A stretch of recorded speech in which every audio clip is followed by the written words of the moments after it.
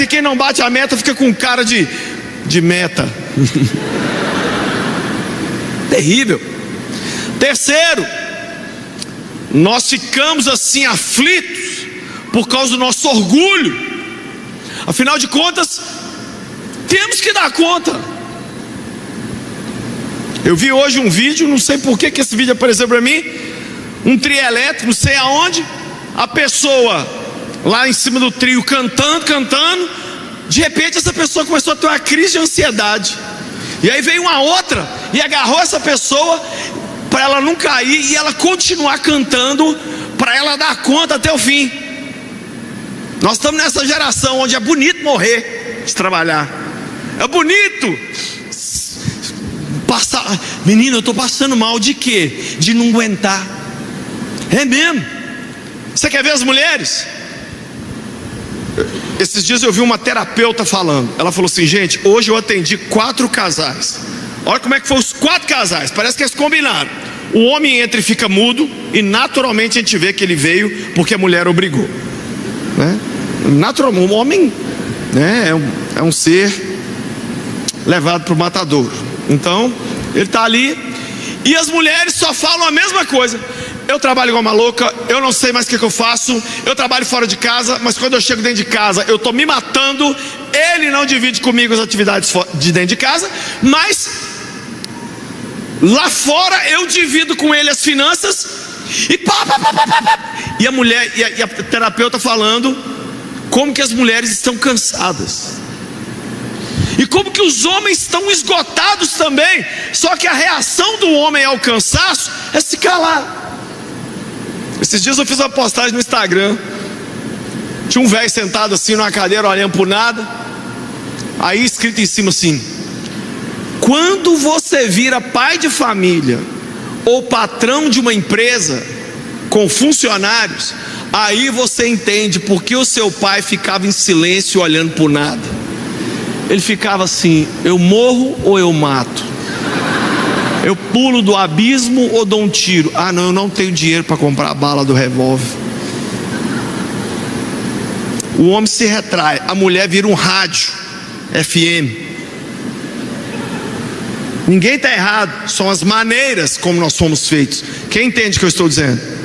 Para falar do quê? Do cansaço, da aflição.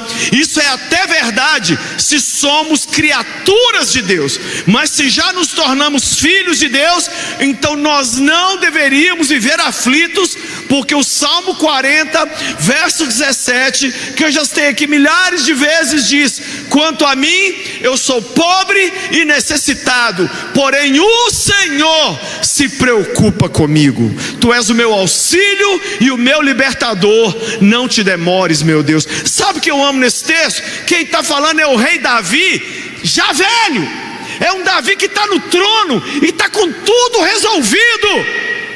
E ele fala assim: eu sou pobre e necessitado, e é o Senhor que cuida de mim. Olha que visão diferente da vida. Não é você que vai fazer acontecer, é o Senhor que cuida de nós. Um terço falou amém, o outro um terço falou assim: não, vou falar de novo. O Senhor se preocupa com a gente e cuida da gente. É isso. Ou você acha que não, porque eu fui fundamental para Deus me trazer até aqui, né? Muitas vezes nós estamos igual Nabucodonosor, andando nos jardins suspensos da Babilônia, né? Nabucodonosor um dia andando assim na sacada do palácio, olhou e falou: essa é a grande Babilônia que eu construí com o meu poder, pela minha força e para a minha glória. Uma voz do céu berrou e falou assim: chega, chega filhão, você vai comer grama agora, Zé, para você aprender que é o Deus do céu que dá tudo e toma tudo. O homem mais poderoso da terra virou um animal de 4 patas, cresceu pelo e pastou, literalmente pastou. Quando passaram-se 7 tempos, a Bíblia diz que a consciência dele voltou. Primeira coisa que ele falou: me dá uma caneta Bic, pelo amor de Deus, me dá um papel. Escreveu assim: eu sou um idiota. E agora que eu pastei, eu descobri: só há um reino que reina, e só há um rei no universo. É o Rei dos Reis e o Senhor dos Senhores. Ele que abate e Ele que levanta. O dia que a gente entender que a gente tem que fazer o que a gente pode, mas sem se matar, confiando, esperando e descansando em Deus. Por quê? Porque no final das contas é Ele que cuida de nós. Eu sou uma pessoa, gente, que eu sempre achei que eu tinha que dar conta de tudo. Por quê? Porque quando a minha mãe morreu e eu tinha 14 anos, meu pai foi trabalhar no exterior para nos sustentar. E do nada, com 14 anos, eu virei um velho de 54. Eu parei de brincar, parei de videogame. Eu falei: cara, eu e minhas duas irmãs, eu tenho que dar conta. Eu não sabia, eu tinha que olhar para a casa delas, eu fiquei doido. Então eu comecei a me cobrar muito. Quem ficou meio descompensado nessa história? Eu e a minha irmã do meio. Tomara que ela esteja me assistindo aí, a Lucila. Nós dois temos problema, porque a gente se cobra demais. Porque a gente ficou preocupado com a menor, que também deve estar me assistindo também. Se estiver me assistindo, Betânia, beijo. Eu queria ser mais como você, mas deu errado. Então, essa cobrança e essa responsabilidade de fazer acontecer veio sobre mim. Que erro! Acabei vivendo essa síndrome de Deus, porque só tem uma pessoa no final do dia que dá conta dos seus afazeres, e essa pessoa se chama Jesus. Só Jesus todo dia fala: todas as orações respondidas, tudo que eu queria feito, tudo. Gente, eu sei que não parece, mas tudo aí fora está debaixo do controle do Senhor. Eu repeti de novo: eu sei que não parece, mas está tudo debaixo do controle do Senhor. Eu li ontem a história de Deus indo destruir Sodoma e Gomorra. Por que não destruiu? Senhor, se tiver 40 justos lá, não destruo. E se tiver 30, não destruo. Se tiver 20, não destruo. Não destruo. Esse país ainda não foi dado descarga nessa república de banana, porque tem um povo que clama Jesus, que ama Jesus e que quer Jesus. É por isso que esse país ainda está de pé.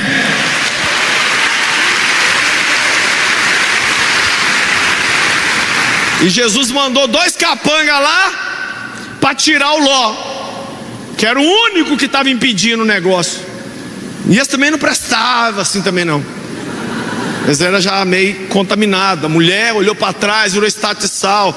As 2 filhas viram tanto tipo de sexo esquisito em Sodoma, que quando saíram de lá, elas mesmas fizeram incesto com... Cara, é nojento até falar.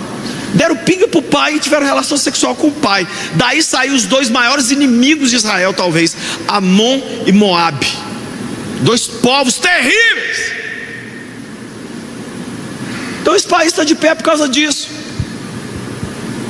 Eu não sei o que pode ter sido da sua vida o gatilho que fez você virar essa pessoa.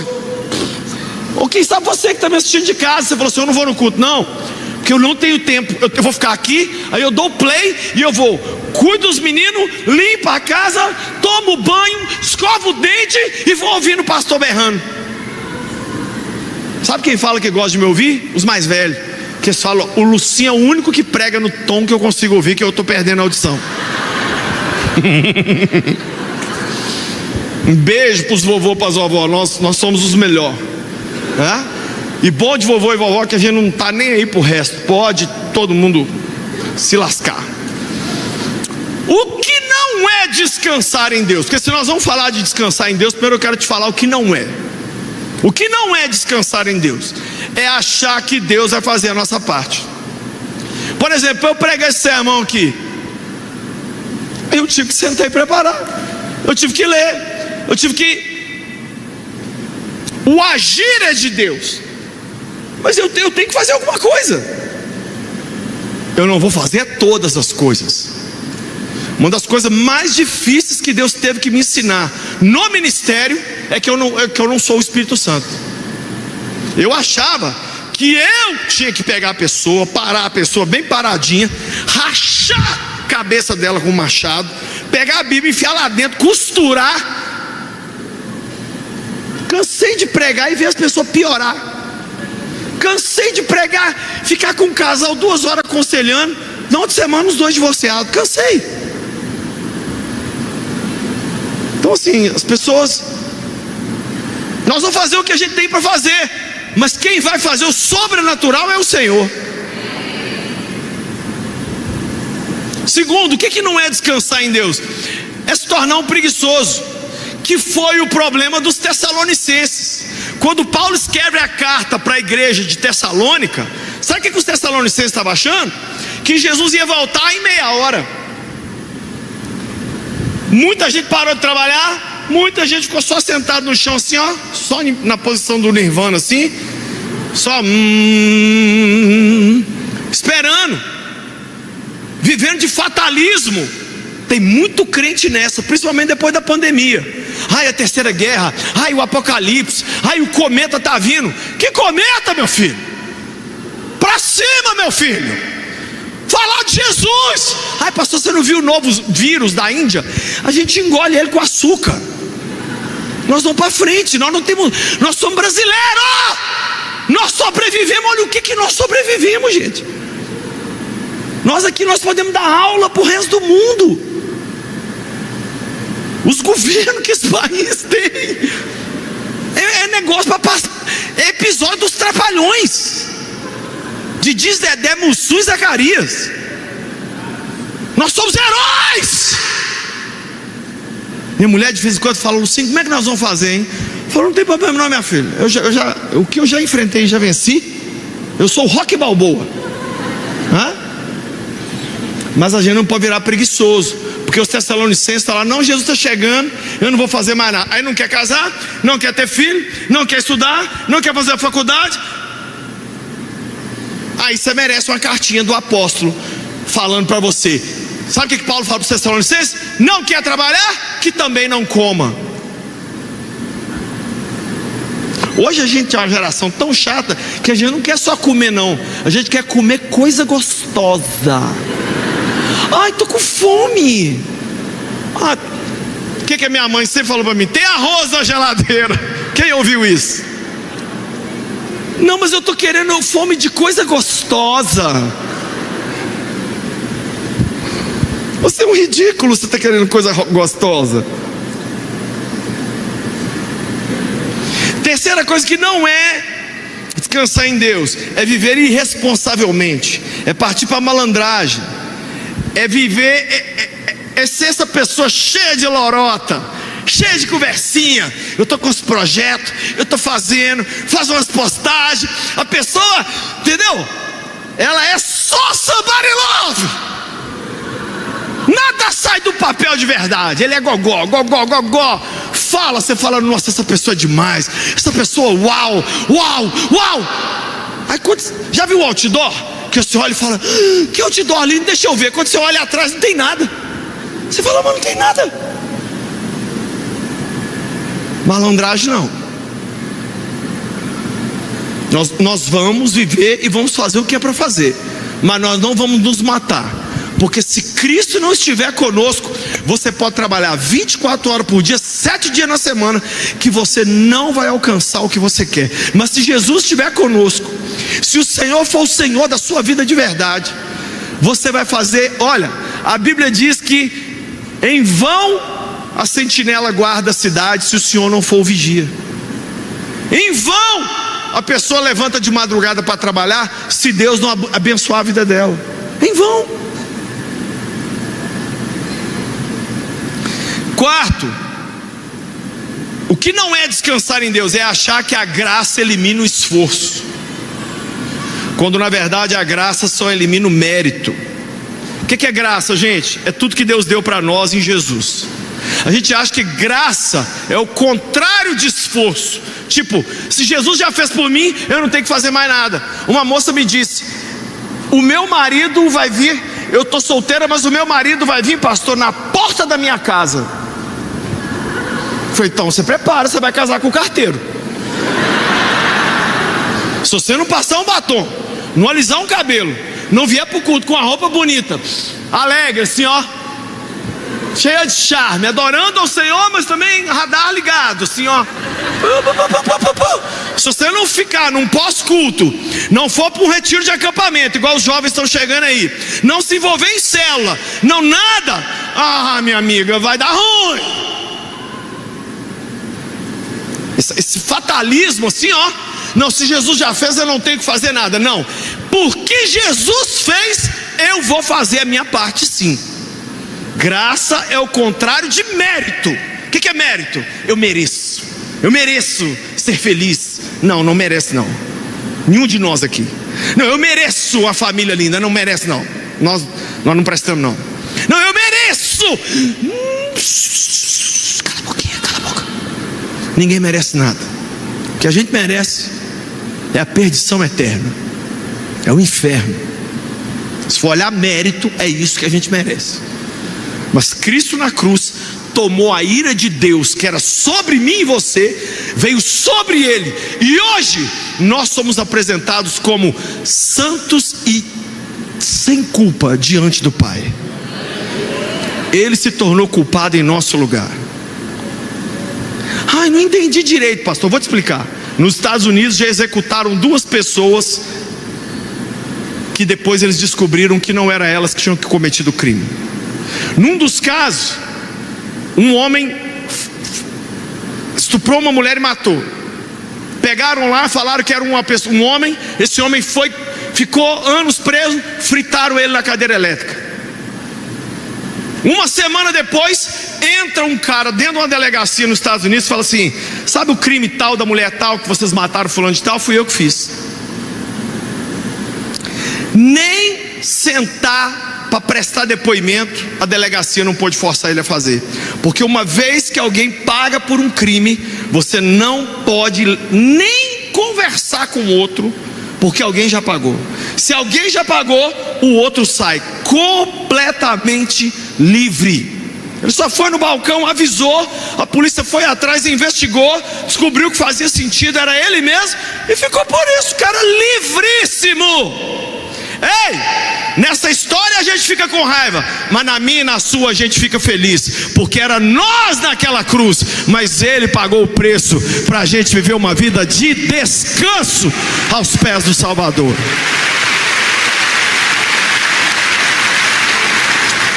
Sim, então o que é descansar em Deus? Vamos lá primeiro. O verso 3 diz: descansar em Deus é confiar no Senhor. Como é difícil. As pessoas acham que Deus é tipo um aparelho que de vez em quando funciona e de vez em quando não funciona. Não é. A gente tem que confiar em Deus. Quando o resultado sai como a gente queria e quando sai do jeito que a gente não queria. Ele sabe mais. Nós estamos, eu e a Paty, nós estamos com um familiar muito próximo nosso na UTI. Muito estado crítico lá. E eu estava aqui agora, o telefone tocou, eu vi o telefone. Eu saí correndo aqui enquanto o pastor Gabriel falava, entrei ali achando que era a notícia pior. Graças a Deus não era. Era só um update para me falar como é que está a situação. Não sei, como é que você está aqui em cima? Com uma pessoa tão íntima na UTI. Eu estou aqui confiando em Deus. Eu não tenho outro recurso. Gente, nenhum de nós nunca tivemos outro recurso. Parece que a gente tem, mas não tem. Nós temos essas 3 opções: ou você confia em Deus, ou você confia em Deus, ou você confia em Deus. Escolhe uma delas. E se você confiar em Deus, o que é confiança, gente? A palavra confiança no Velho Testamento é a palavra fé no Novo Testamento. Fé é: eu ponho o pé sem ter o chão de baixo, eu levo a panela sem ter a comida, eu já agradeço sem nada ter chegado. Foi isso que o nosso pai Abraão fez. Eu estava explicando para a Paty o milagre de Abraão. Um homem com 100 anos e a mulher com 90. o homem negociou a mulher dele, sem Viagra. Eu vejo um vídeo hoje, que os jovens de 20, 30 anos têm que tomar Tadala para conseguir alguma coisa.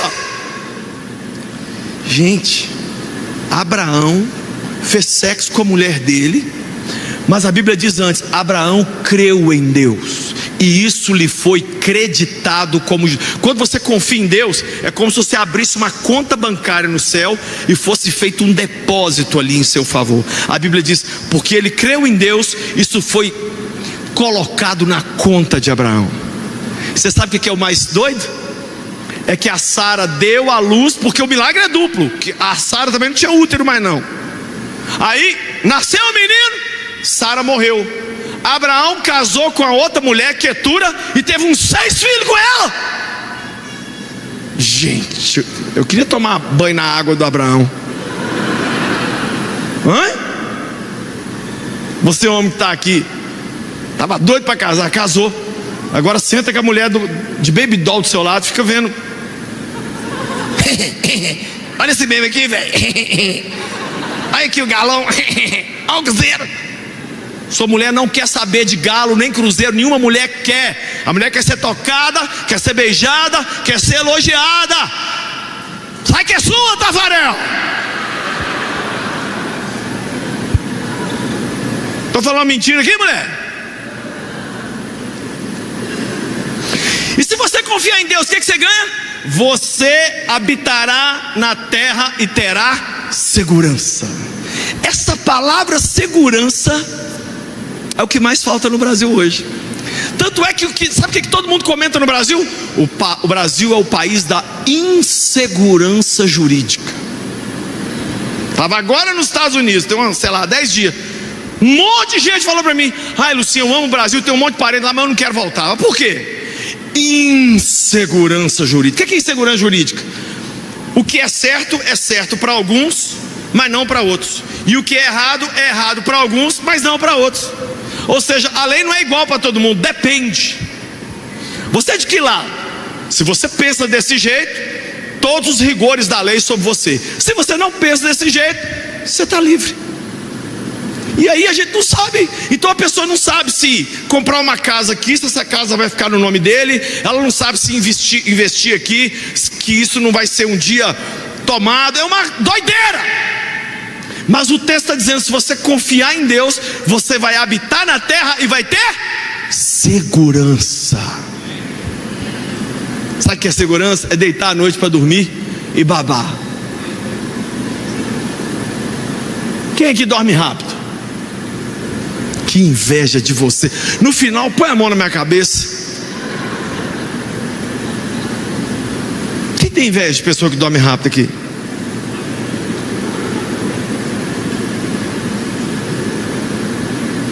Dormir tranquilo, levanta no outro dia, está bem, toma o seu cafezinho da manhã, obrigado Jesus, lê sua Bíblia, sai, vai para o trabalho alegre, não fica nesse: ai meu Deus, ai que hora que eu vou morrer, ai assaltante, ai Jesus, é agora, é daqui a 5 minutos, ai eu vou conseguir pagar, eu não vou conseguir pagar, ai meu Deus, como é que vai ser? A aflição vai embora, porque um sentimento de segurança toma conta de você, porque você confiou em Deus, e essa confiança foi depositada na sua conta.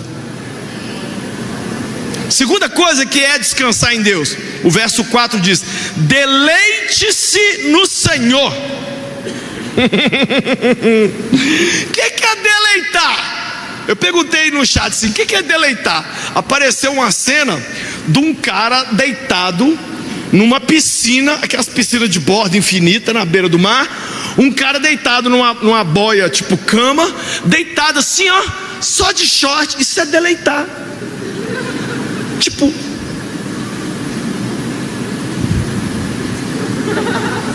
só curtindo. De vez em quando ele levanta assim, pega o suco e faz assim. Deleitar em Deus, ou seja, é você fazer do Senhor o seu prazer, é a sua alegria ser o seu Jesus, e não fazer de Jesus o cara que tem obrigação de te dar alegria. Jesus não tem obrigação de dar alegria para ninguém. Ele não veio fazer isso. Jesus é a alegria dos homens. Um dos hinos mais antigos do mundo, com o primeiro celular que eu tive, um Nokia, do tamanho desse teclado aqui, ó. O toque que eu pus no meu primeiro celular era essa música.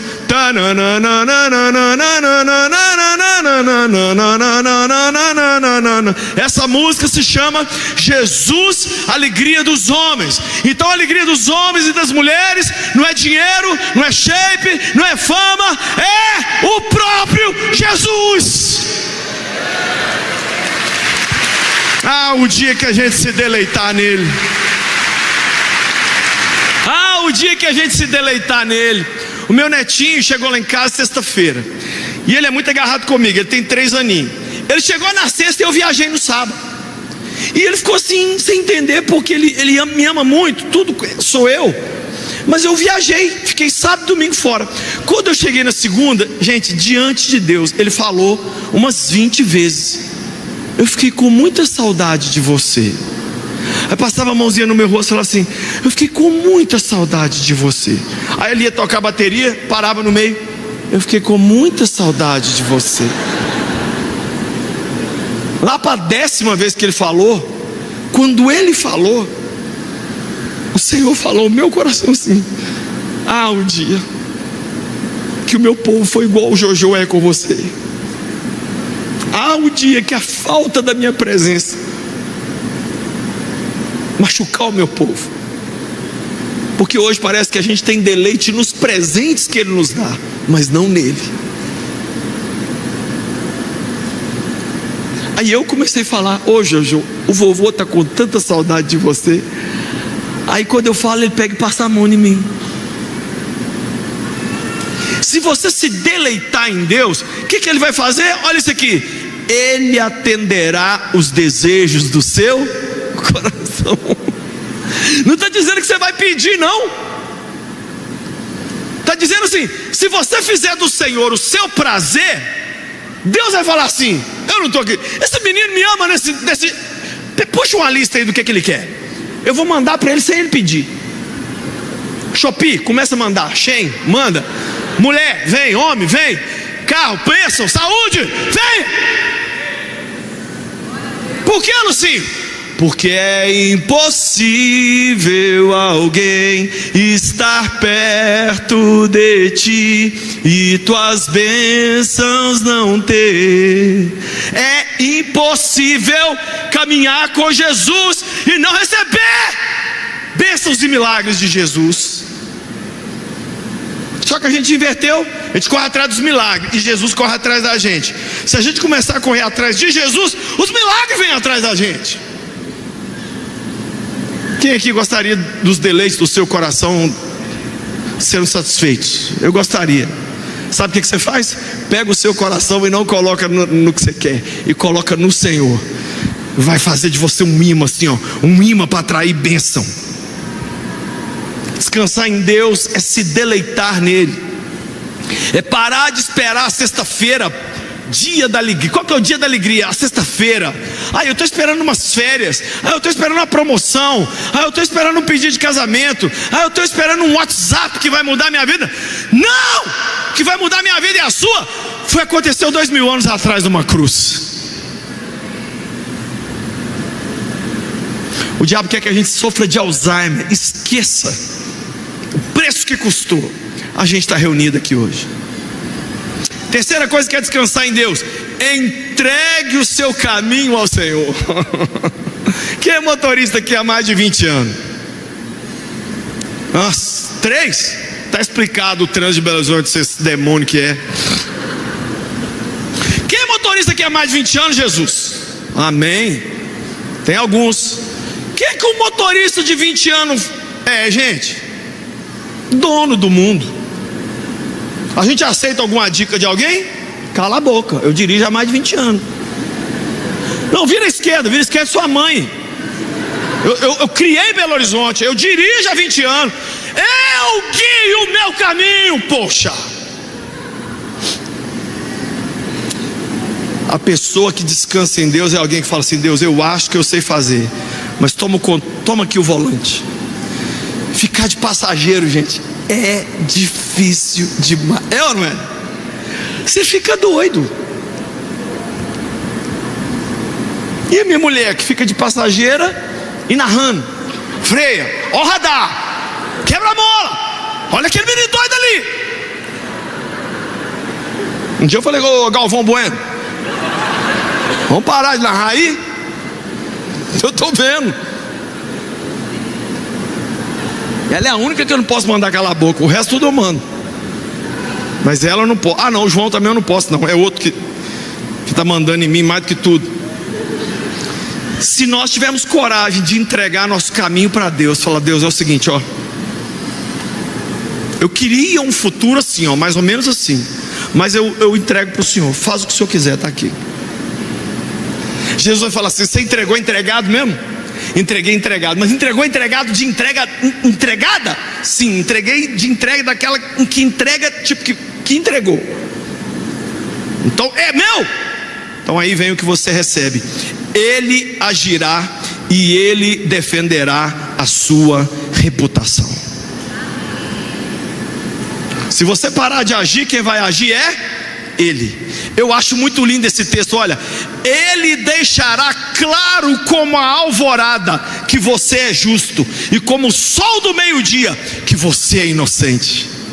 Em outras palavras, Jesus vai pôr uma beca, vai pôr uma roupa de juiz, de advogado, e vai falar assim: esse é o meu cliente, quem puser a mão nele, eu quebro ela em 4 partes, e eu ponho você na cadeia, porque esse aqui me entregou os caminhos dele. Então agora quem dirige a vida dele sou eu, e eu defendo a vida e a história e a família dele. Quem quer Jesus do seu lado como seu advogado? Meu Deus do céu, é bom demais. Coisa melhor do mundo, gente, é você chegar diante de uma pessoa e você não está devendo nada a ela. Aí como você não está devendo nada, você não tem medo da conversa, você não tem medo do encontro.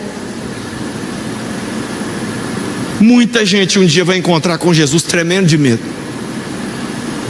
e Ele vai dizer uma coisa muito dura para eles: apartai-vos de mim, malditos, preparados para o fogo eterno. E eu vou falar mais, hein? É muita gente que achava que era dele, tá? E eu vou falar mais ainda: muita gente que achava que era dele e ainda se dizia líder da obra dele.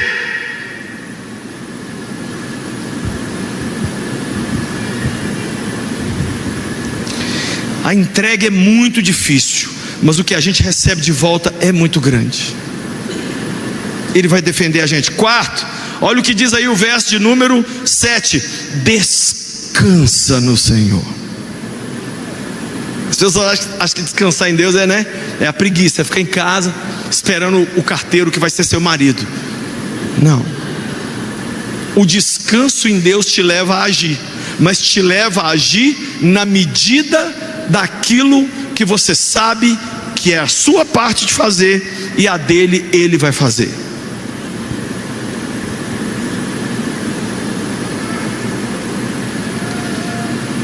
Então, descansar em Deus é esperar com paciência. Descansar em Deus é não se comparar com os outros. Descansar em Deus é não ficar nervoso à toa. Descansar em Deus é saber que no final, olha como é que termina o verso 7: descansa no Senhor, aguarde com paciência, não se aborreça com o sucesso dos outros, nem com aqueles que maquinam o mal. Cara, você está vendo alguém virar milionário, você está vendo alguém de comportamento duvidoso. Todo mundo está vendo aí a história de uma pessoa aí que matou os membros da família e agora ela ficou milionária. Um monte de gente chegou em mim e falou assim: como que é isso, velho? Que história é essa, cara? A pessoa matou pai e a mãe, agora é milionária, e nós estamos aqui ralando, vindo na igreja, dando dízimo, buscando, e nós estamos igual rabo de cavalo, só cresce para trás. Como assim? Não se aborreça com o sucesso de ninguém, não. Cuida de você. Descansa no Senhor. Espere com paciência. O nosso problema é que a gente está ai meu Deus, mas eu já estou com 25, eu já estou com 30, eu já estou com 35, eu já estou com 40, ai Jesus, ai Jesus. E se ele quiser fazer com você igual ele fez com Moisés? Moisés, estou aqui na sarça, chega aí, mas tira a sandália do pé. Que isso? Quem está falando comigo? Eu sou o Deus que eu sou o que eu quiser. Não, e o que o senhor quer? Você vai lá no Egito e tirar o meu povo.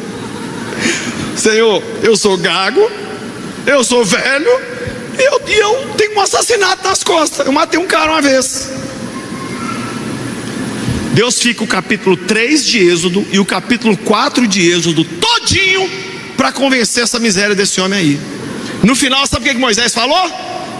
Ah, Deus, então beleza, manda o outro que o Senhor tem para mandar. A Bíblia diz assim: acendeu-se a ira do Senhor, Deus ferveu. Aí sabe o que Deus fez de ruim com Moisés? Então tá bom, tá chegando aí o seu irmão bonitão, que fala bem, Arão, ele vai falar em seu lugar. Deus puniu Moisés, sabe como? Deus queria usar ele velho, Deus queria usar ele com a reputação arranhada, e Deus queria usar ele gago. Mas como ele não se achava digno, como ele não quis descansar em Deus, no chamado da missão, Deus pôs um cara que falava bem, um cara que tinha uma aparência, um cara que era mais velho. Por isso que nós muitas vezes somos burros, porque se hoje Moisés abrisse uma igreja em Belo Horizonte e Arão abrisse outra, nós ia tudo para a igreja de Arão. Agora eu te pergunto, qual dos dois fez um bezerro de ouro? O que falava bem. Qual dos dois foi um patife? O que falava bem. Eu vou na igreja do pastor que chega lá e o cara tem um assassinato nas costas e está mais velho do que a serra do curral? Vou não. Se Deus estiver te chamando hoje, descansa nele. Deus, eu estou aqui, eu não estou querendo nada, eu quero o seguinte: que o Senhor cuide da minha vida, e eu vou esperar com paciência no Senhor. Sabe o que eu descobri? Crente tem muita fé, mas não tem paciência para ver a fé virar realidade. Hebreus diz que nós precisamos de fé e paciência para herdar as promessas. Em outras palavras, você crê que Deus pode dar um marido? Creio, Senhor, eu creio de todo o coração. Cadê? Já chegou? Opa, calma, eu tô acalmando o seu temperamento. Que se eu te der o homem que eu estou pensando em te dar agora, você mata ele, ele te mata.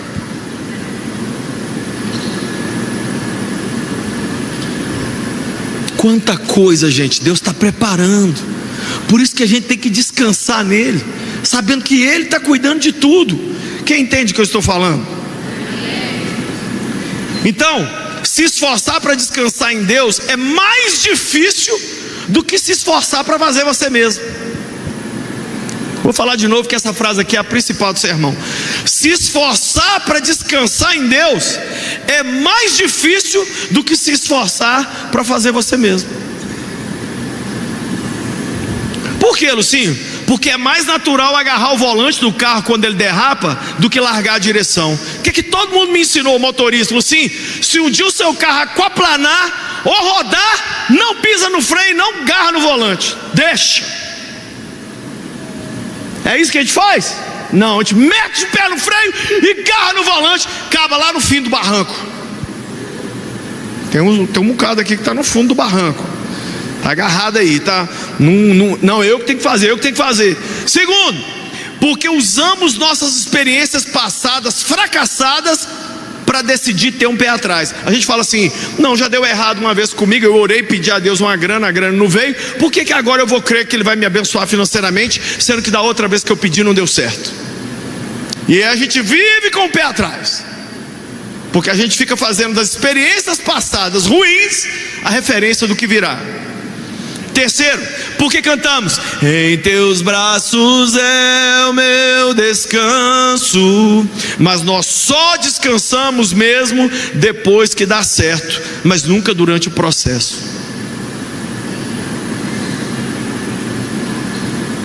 O bonito é descansar durante o processo. O bonito é você vir pregar o sermão com o familiar lá na UTI e você confiar em Deus. O que eu vou fazer? O que eu sempre fiz, confiar em Deus. Eu não tenho outro recurso, eu nunca tive, nem nos dias bons, nem nos dias ruins. Confiar. Quarto, porque achamos que somos o Espírito Santo, quando tudo que Ele pede é que passemos a dar lugar para o Espírito Santo agir. Nós não somos o Espírito Santo, nós só temos que dar espaço para Ele agir. Vem, Espírito Santo, me acalma.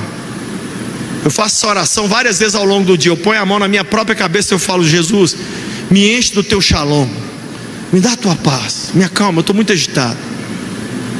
Aí Jesus me dá um maracujá espiritual e eu... Quinto, porque muitas vezes a gente usa, eu fiz uma camiseta durante muitos anos chamada Jesus está no controle, mas nós vivemos querendo tomar o controle das mãos dele. Entrega e deixa. De vez em quando você vai achar que ele bateu o carro. Ele não bateu o carro, ele fez você abandonar aquele carro porque ele tem um carro melhor para você, uma história melhor, uma narrativa melhor, uma construção que não vai abençoar só você. Geralmente Deus muda a nossa vida porque os nossos planos terminam em nós